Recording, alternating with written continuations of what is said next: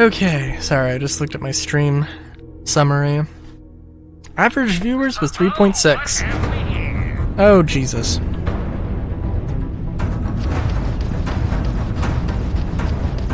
So, to be clear, also, what I need...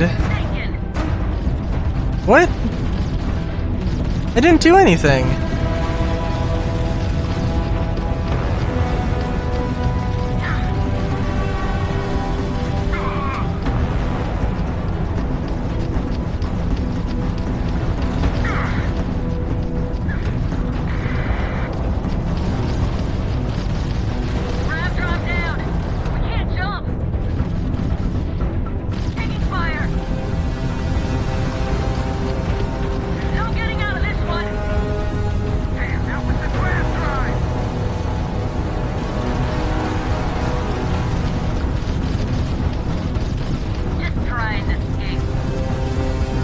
Well, I'm not gonna try that, actually.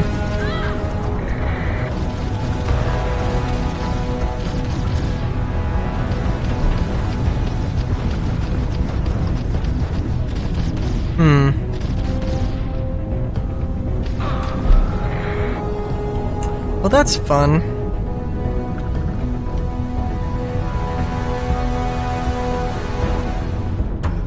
What was I gonna say?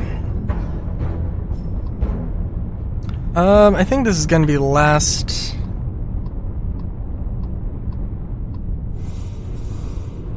episode for this session.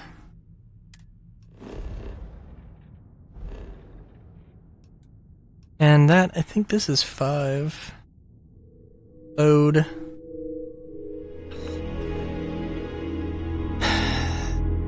Maybe I wanna spend a little more time. Depends. I'll look at the moons real quick. I know I mentioned that I'm on a tight schedule, but if I'm here, I'm here, right? So no life, cool.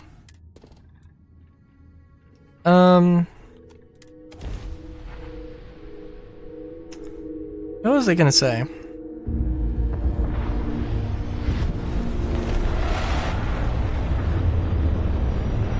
I don't know.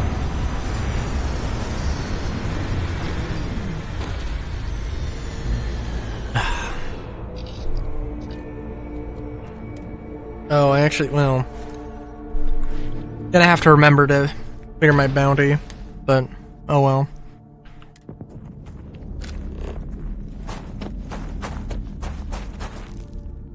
Shouldn't matter too much. It's a very cheap thing. Just doesn't affect you, doesn't impact you at all. It's really not that big of a deal.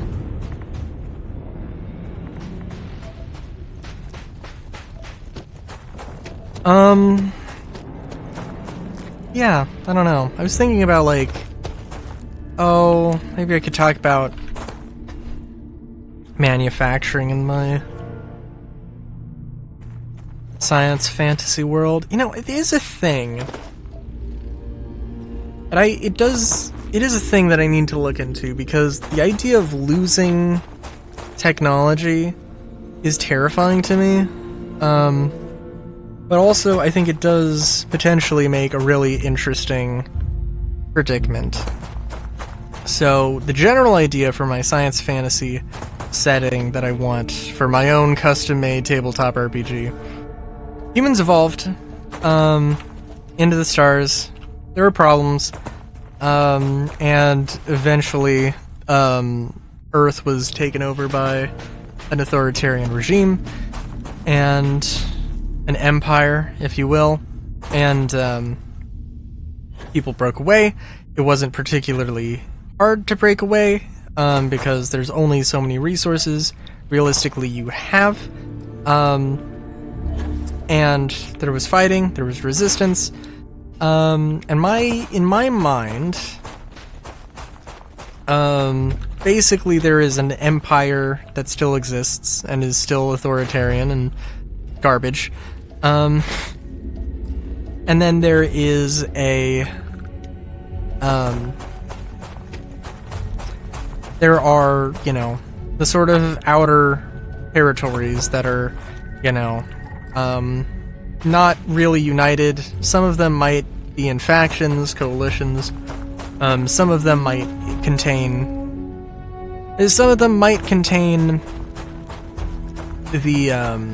the home planet of aliens. But for the most part, we're talking, well, and I don't know. This might be a... We'll get back to technology in a second, but, like, one part is that, you know, like, genetic modification became regular. The big part about my system is that there is,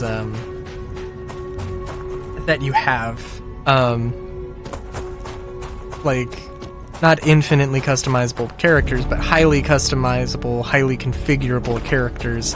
And I mean, like, you know, if you want to play as a human, if you want your entire party to play as different human beings with different builds, you can still do that, with basically, but, you know, if you want to build a rogue, you could theoretically sort of min-max a species, for rogues. They're going to have trade-offs, and, you know, are you really min-maxing them, or are you just making them good for this one particular thing? And then naturally they're also going to be good at some things and bad at others, that type of deal. But, you know, there's enough customization that you can basically nudge some things here and there on top of your species traits. But I digress.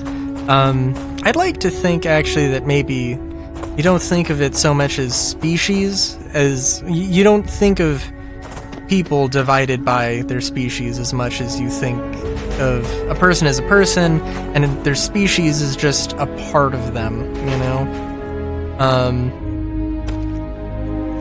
And, you know, it goes, obviously, for, you know,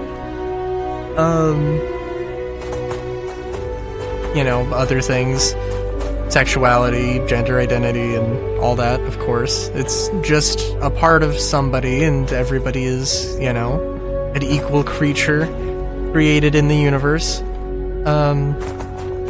The authoritarian regime of Earth does not think that, but, like, everybody else, who, you know, is human, was not human, that's the general consensus. Of course, not everybody thinks the same things, but, you know. I was going towards that crater so I could talk about stuff.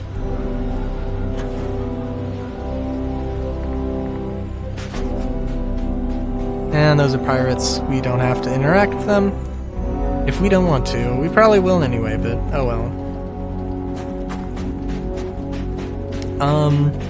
Technology. So, the idea of lost technology, I think, is not bad, because it does offer this sort of thing. Oh, and also magic exists. So, you know, like, if genetic modification isn't a thing, there's also magic as a potential avenue for altering one's physicality.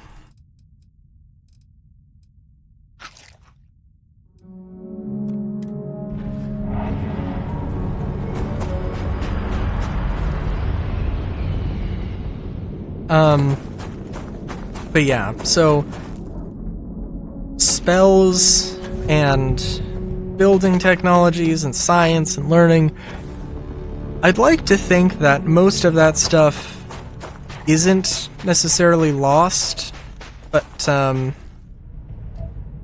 don't know. I'd like to think that, and especially for the sake of a video game, potentially, there's some elements of modularity, but for the most part, everybody's sort of settled on a few designs, and those designs are mostly universal.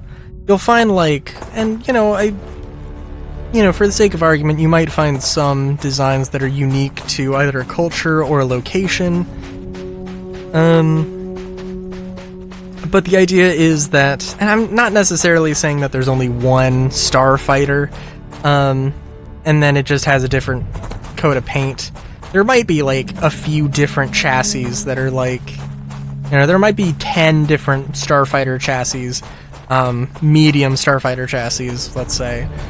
I'm trying to remember what the ship categorization thing I was thinking of was, but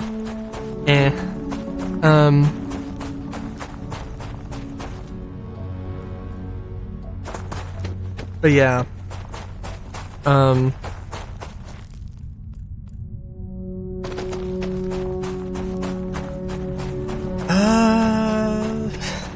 Yeah. And I don't know.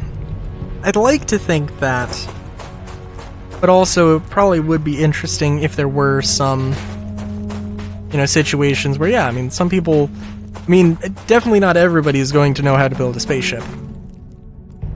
Oh, and I'm sorry, also, yeah, there might be a few configurations, but then people add, you know, their own fairings, their own bodywork, their own different style of cockpit, and like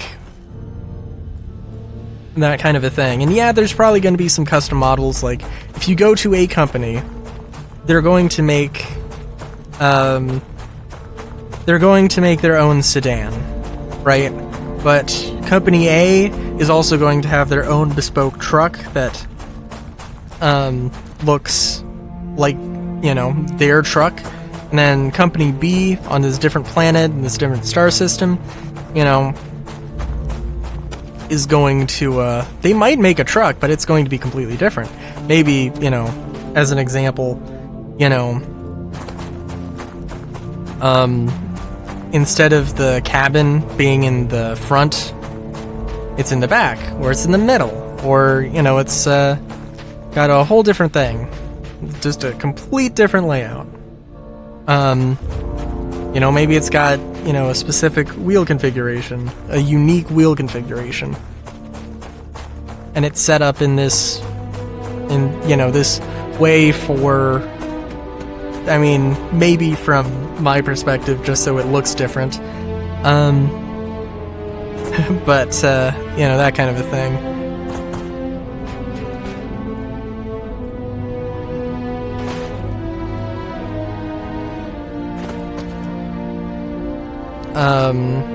But yeah, I don't know, lost technology, I don't hate it, but also, yeah, there's a lot of ways to configure it. I mean, it could be that, hey, like, this country or this government decided that had really good luck with ballistic weapons. They started using ballistics and stopped using energy weapons as a natural sort of part of that. And, you know, 200 years later, they're not using any energy weapons, that kind of a thing. And have inadvertently given themselves a weakness to energy weapons or something. Yeah, I don't know. There's a lot to consider. I also have a bounty to pay off.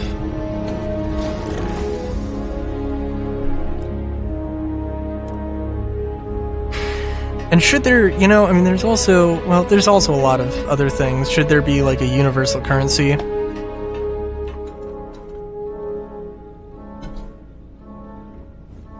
honestly, that's a good question. I don't hate the idea of money.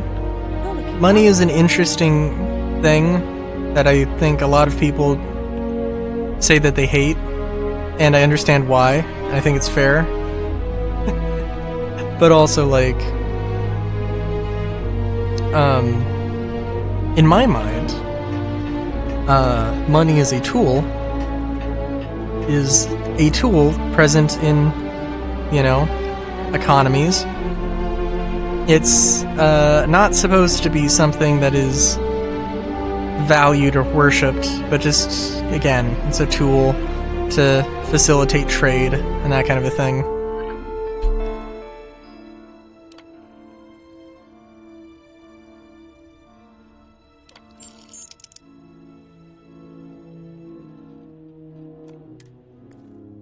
So yeah.